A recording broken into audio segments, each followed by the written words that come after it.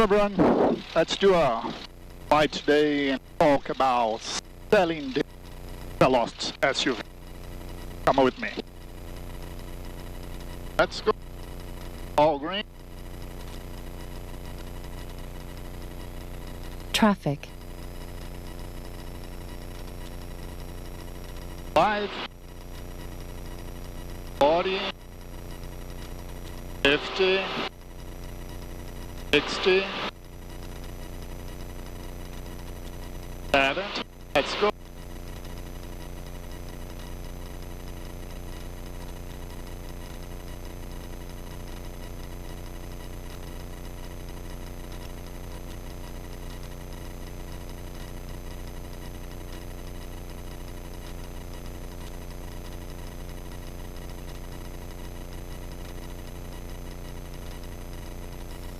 So, let's talk about selling this Velost SUV. Let me start first with the reasons why. Then we can talk about what the plane has or do not have. So, main reason for me considering selling right now is when I got this airplane, our mission was to fly to visit our family, mostly in Texas. And it would be a way faster machine than the light sport that we had before. So I got the Velocity, this one here, assuming everything was okay, sent to the factory. Some of you have heard the story already, and they found a bunch of issues that the builder potentially missed it. So it took a while for the airplane to be good to go again. So then it took a while to get the constant speed prop, which I'm going to be talking in a while. And then after that, took a while to redo all the wiring and install this new panel, as you can see. And then after that, took a while to find someone to help me training on this airplane. So anyways, long story short, everything is good now. I'm going to talk about everything that I have done, from the back to the front of the airplane. But the issue is with everything taking so long, my wife, who always had some fear of flight, she pretty much got back and she decided not to fly anymore. So here's my situation now. I have an airplane. Some of my kids are not living in Texas anymore. And I have a 4-seater airplane just for me pretty much to fly around because, it makes no sense going long place, long distance by myself. I do that once in a while, but mostly what I'm doing is pretty much flying 100 miles or so around. So anyways, that's the main reason that I'm considering selling or trading this Velost. And trading, probably I'm going to get back a light sport aircraft because, it's easier to do maintenance and way cheaper than that. So, but yeah, that's where we are right now. So, if you've seen this video, probably chances are the airplane is still for sale. So let's talk about the improvements that I did with this airplane. So, like I said, this is an SUV, meaning that it's the same size of the SE cabin, but just with one Gulf 4.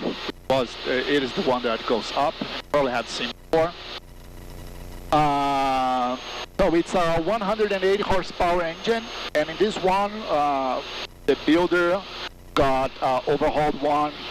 So this engine right now has 128 hours. So you have a life to use this airplane. So like I said, I did a bunch of things on the back of the airplane, starting with the installation of a constant speed prop, which you do know it's a fortune, this airplane.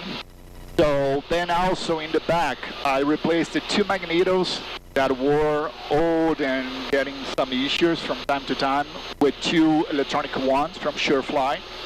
So the reason why you have all the mags panel here, and also some circuit breaks on the panel, which I'm going to be talking more later. But yeah, brand new electronic magneto, Emax. So also I had to replace the fuel pump, broken, brand new one there as well. So then, in the back, I replaced all the cables. All those cables are new. So also we have there, had to replace pretty much almost every sensor connected to the dyno EMS engine one. So all good. So coming inside in the front of the airplane, installed a heated pitot because I had plans to install PS175 here. So this place is ready to go. The installation, the electric installation is there already. So it's pretty much the new owner. All they have to do if they want to fly fully IFR with GPS, it's pretty much just slide a GPS 175 here.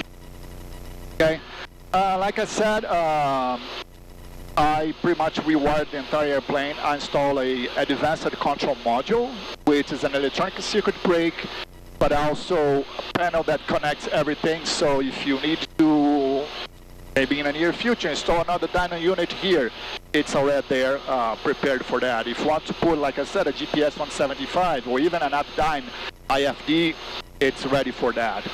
So it's on the front of the airplane. So I decided because, I'm going to be flying most of the time by myself, and because I had to spend lots of money, way more than I was expecting about this airplane, I decided to go with just one Dynon HDX11 and an iPad. This iPad here is in the mount, and the mount has two fans behind, so it's good. It's not going to overheat. So I decided also, because again I was planning on flying IFR, I installed a nav radio. So this airplane has two radios, a regular one and a navigation one here with ILS and POR. So, and it's connected with the panel as well. So like I said, this part here is related to the Emax. I decided to remove the keys because I was having some difficulty to find a backup key, so I decided to install a push to button. And before they say, but what happens if someone, enters the airplane, they can go, I install also a key on this door. So in order to do that, you will need to have the key on the door. This part of the panel is also from advanced control module. So boost pump, strobe and nav. By the way, I install all new lights. Landing light, the pitot heat, like I said. The defrost is with these two vents that I put here, two fans. The airplane has an autopilot. As you can see, the autopilot is on. That's why I'm talking right now. And I also had here a backup display. This one here is a very simplistic one connected. It's pretty much duplicated the dyno information. But again, it's wire ready for a G5. If you want to install a G5 here, which again was part of my plans, it's ready to go. Just put the harness to the advanced control panel. I also, this I showed you in different videos. I can link to another video again, but this is just an experiment that I did. I pretty much programmed a way to capture the information from the EMS and display here in this small screen. So the benefit of that, again, if something happens and for any reason your display is out and you still need some kind of backup of the engine monitor, you have it here, and also you have the attitude indicator on this side. So again, the new owner, they can keep, they can just remove and clean the hole, but that's what we have here.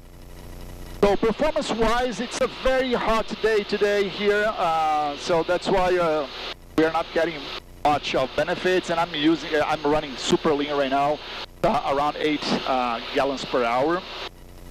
But my average at altitude with this airplane, it's around 150 knots. Again, depending on the wind, but it's more or less the average. So for planning, I try to plan using 10 gallons per hour, but again, my average is between 9 to 8. And I plan around 140, even though sometimes I get way more than that. So that's the overview of the airplane.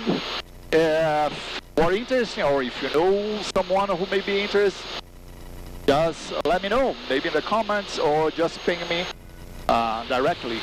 So yeah, again, pleasure talking to you all. See you in the next video. Bye.